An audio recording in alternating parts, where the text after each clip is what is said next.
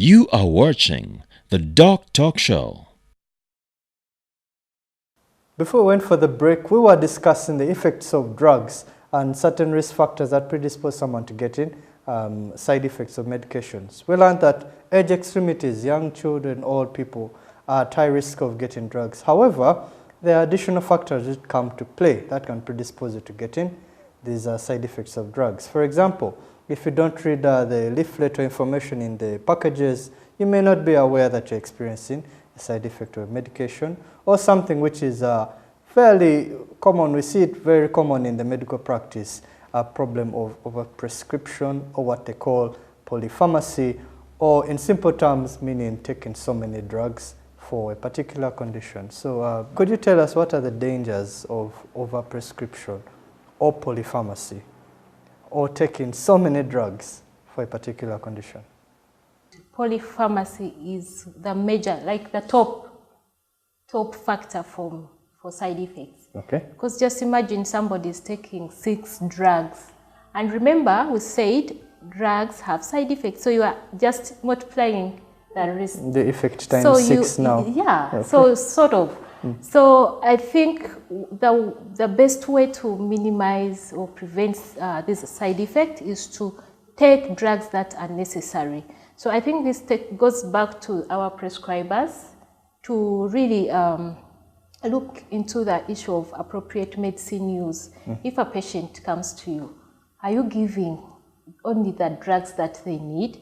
We don't need the unnecessary drugs to expose our patients to side effects, because it has been documented globally that polypharmacy is key in exposing us to side effects. Okay. Because you'll have interaction, but then you also add risks because we're taking too many medicines. That's why even in the elderly, they are prone to side effects because they are taking because of their age, they have so many diseases. So they have, like, maybe justified because of there are so many diseases, but then they are also at risk of side effects. So where we can prevent patients from being prescribed too many drugs as prescribers, or whoever is concerned, we should at least educate ourselves not to take too many drugs. But how much is too many drugs? I think this will be determined if by the prescriber, who is rational, depending on the condition at hand. For example, if I have just a flu, do I need 1 or 2 or 3 medicines? What is the purpose? What is the objective of treating this flu? So that's where we start from. It goes back to our training on how do we manage certain conditions. That's why I think as a country, or Ministry of Health and the policymakers have come up with treatment guidelines, because they have basic drugs for every condition. Exactly. So when we follow the treatment guidelines, we'll avoid all this irrational. Yeah, but I think we also see issues of the doctors who masquerade as, I don't know if they're real doctors, but they're people who are of other trainings, but they'll masquerade as doctors. And you can even check in their prescriptions, they're written like 8 drugs, a list of drugs, which is treating liver disease, kidney, ulcers, and everything. 8 different drugs, all qualifying as polypharmacy. Yeah. But yet the background, the medical background of this patient is lacking or is not there. These are the quack doctors, or sometimes herbalists. So what is the NDA doing to control such scenarios? I think when it comes to that, especially for practice, there are several stakeholders that are involved in regulating this. We have the councils.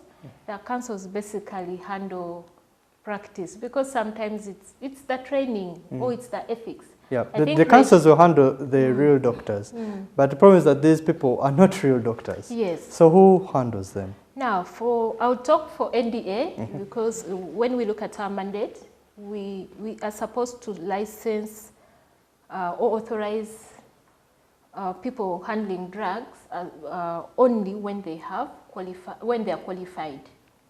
So that's the measure that we've put in place to ensure that only qualified people handle drugs. But of course, we know we have people who still masquerade as, doctors. We've had, on radio here, so many doctors, so and so is a herbalist and all that.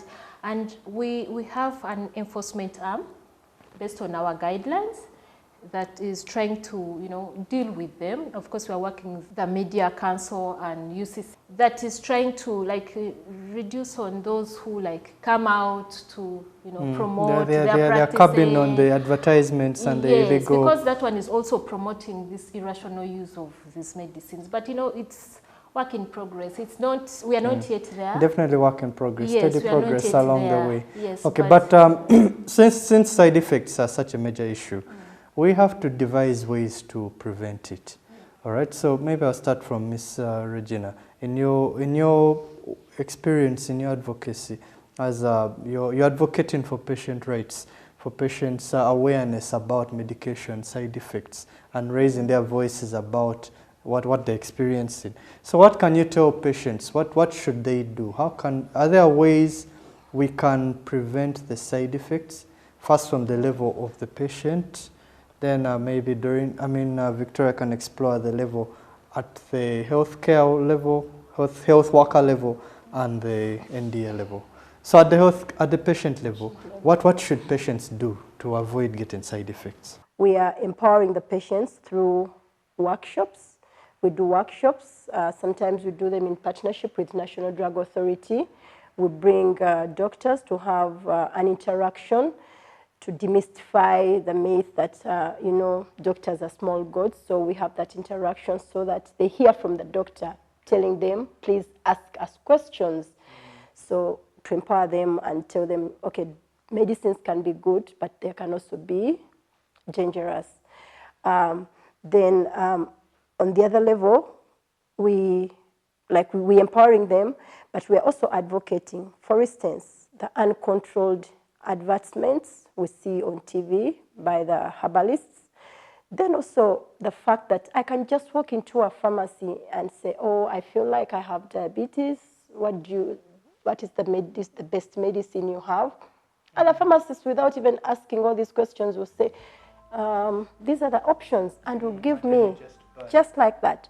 So we have all these high-risk medications which people can get, just because they have their money. That is very, very dangerous. And again, the issue of self-medication is another big issue. But it is also because of the weak laws that we have. If I can easily access this medication without any regulation, so that exposes me to side effects. So they can be prevented if we have strong regulation in place to ensure that we get our medication through the the proper channels. But also the clinics have given a lot of powers, like in those other countries, the developed countries, where we are treated from. It's not where you get the medication from. You go and buy it. But here, because someone has procured or stolen some medicines, I don't know, from somewhere, they have to make sure that they give you those medications available, regardless of whether they have the benefit.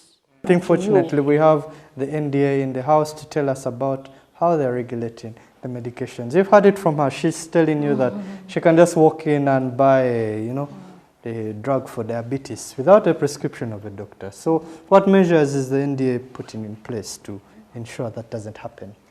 Yeah, maybe before I answer that, I want to add on the issue of prevention, just to let the viewers know that 70%, studies have shown that 70% of these side effects are preventable. So I think our main point here is that we can all prevent side effects by doing some of the things she has explained. Be For conscious. Example, not just buying drugs. Don't just buy drugs, self-medication. You don't know, you have other underlying conditions that can expose you to side effects. And secondly, know your medication. Get time to understand the medication and then discuss this with your doctor. Because many times patients have allergies and then they are exposed to those same drugs. And this time you might lose your life if you don't explain that. If they have allergies to the drugs. Yes. We put measures, we put guidelines where certain drugs are sold, because we have Class A drugs, Class B drugs, Class C drugs. Class A, B, these are are supposed to be managed or stored in a pharmacy where there's a qualified person. For and example, these are supposed to the be, for examples of example, these drugs? and what did she use? Like antihypertensive. Yes, I'm the using diabetes the examples. medicines. Yes, you have to present a prescription, and they give you, though, if she's coming with a prescription to refill, that is acceptable, but not to come as a new patient and then they prescribe. That's not acceptable. The pharmacist prescribes for her. That one is not acceptable, but for refill, that is okay. So that's what a patient has to know, and guidelines are there, and even these people who are not doing the right thing are taken are culpable for whatever they are doing. So probably in the future, the perpetrators of this bad behavior of where pharmacists, not you, but where pharmacists are prescribing medicines for the patients, that is very illegal. I don't know if it is written. Is it written in the laws? Yeah, there are what, like I've said, there are classes, but there are also what we call pharmacy-initiated drugs. There are some classes of drugs where pharmacists can initiate a prescription. Okay. So we have to differentiate those. But they're also having the mixed roles. They are diagnosing, they are prescribing, they are dispensing, they have all these mixed It's like roles. going to be the super doctor. We don't understand. But more about the drugs and side effects coming shortly after the break. Send in your questions or comments on our social media platforms on Facebook, on Twitter. Always happy to hear from you. We'll be right back shortly after the break.